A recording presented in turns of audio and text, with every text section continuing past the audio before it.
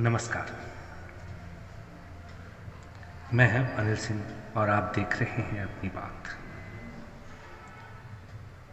अभी कभी भी कहीं कोई भी चैनल या समाचार हम देखते हैं तो बस एक ही चीज़, कोरोना का कहर।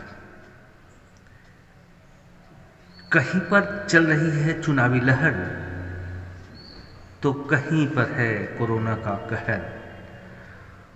और ये कहर इतनी आसानी से बर्दाश्त नहीं किया जा सकता, नहीं झेला जा सकता, क्योंकि सरकारी संसाधन भी कम पड़ गए हैं और लोगों की सहनशीलता भी जवाबदेह है।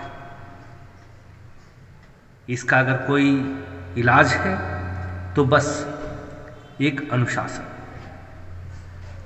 और मेरा मानना है कि self impose discipline is much much better than force discipline.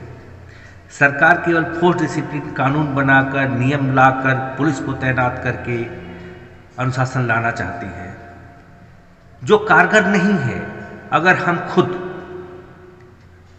Lockdown जैसा माहौल कर लें, अगर मेरा काम चल रहा है तो मैं किसी कीमत पर बाहर ना जाऊं, लेकिन अगर मैं बाहर जाता हूं तो मुझे इन मरीजों, इन अस्पतालों और इन शमशान घाटों पर हो रही अफरा तफरी के लिए भी तैयार रहना चाहिए।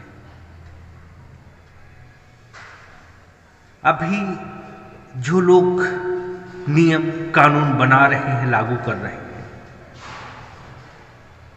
क्या वो खुद पालन कर रहे हैं? शायद आज के दिन में कोरोना पर जीत महत्वपूर्ण नहीं है, बंगाल के चुनावों में जीत महत्वपूर्ण हो गई है। जान की कीमत कोई नहीं है, मतदाता की कीमत है, मतों की कीमत रह गई है। आज हम सबसे चालान देने, लॉकडाउन करने, बाहर न निकालने की सरकारी गाइडलाइंस जारी की जा रही हैं। हम अपने घर जाते हैं एक दूसरे रात से तो हमें अपना RT-PCR test, corona test report देनी है। लेकिन क्या जो रैलियों में इतने लोग इकट्ठा हो रहे हैं, क्या उनका RT-PCR रिपोर्ट है किसी के पास? दो तरफा एक ही सरकारी तंत्र है, लेकिन दो तरह के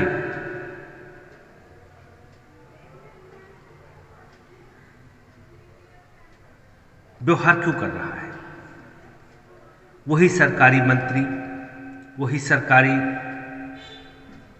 अधिकारी हमारे लिए नियमों का पुलिंदा थमाए जा रहे हैं और चुनाव प्रचार में इन कोरोना गाइडलाइंस की धज्जियां जमकर उड़ाए जा रहे हैं। क्या यह उचित है? फिर भी मैं कभी नहीं कहूंगा कि आप लोग बिना मास्क के बाहर जाएं, क्योंकि आप अपने को सुरक्षित रख सकते हैं और दूसरों को भी। इसलिए आपसे निवेदन है कि आप सुरक्षित अपने घरों में रहें।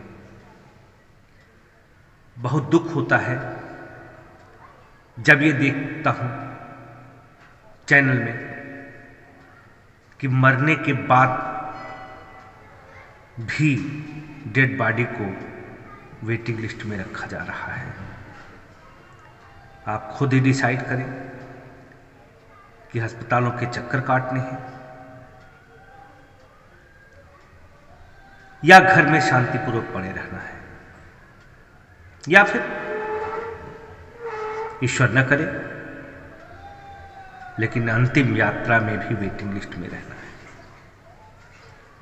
मास्क लगाने से, सोशल डिस्टेंसिंग रखने से आप अपना ही भला नहीं कर रहे हैं, बल्कि दूसरों का भी भला कर रहे हैं। और अपने बारे में सोचना बहुत बड़ी बात नहीं है, दूसरों के बारे में भी हमें सोचना चाहिए।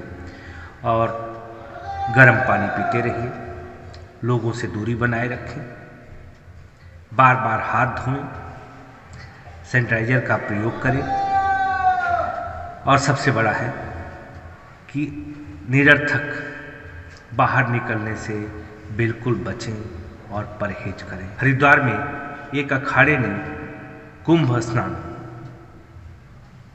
में घोषणा की है कि जितने साधु संत हैं हमारे अखाड़े के, वो लोग वापस चले जाएं और 27 अप्रैल तक जो कुंभ का स्नान करना है वो केवल सांकेतिक रहेगा। तो हमारे साधु संत साथ दे रहे हैं, तो उम्मीद करता हूं कि नेतागण भी अब हमें सिखाने की बजाय खुद भी थोड़ा सीखें और उन रैलियों से दूरी बनाए रखें। इसी के साथ विदा लेता हूँ। नमस्कार, जय हिंद।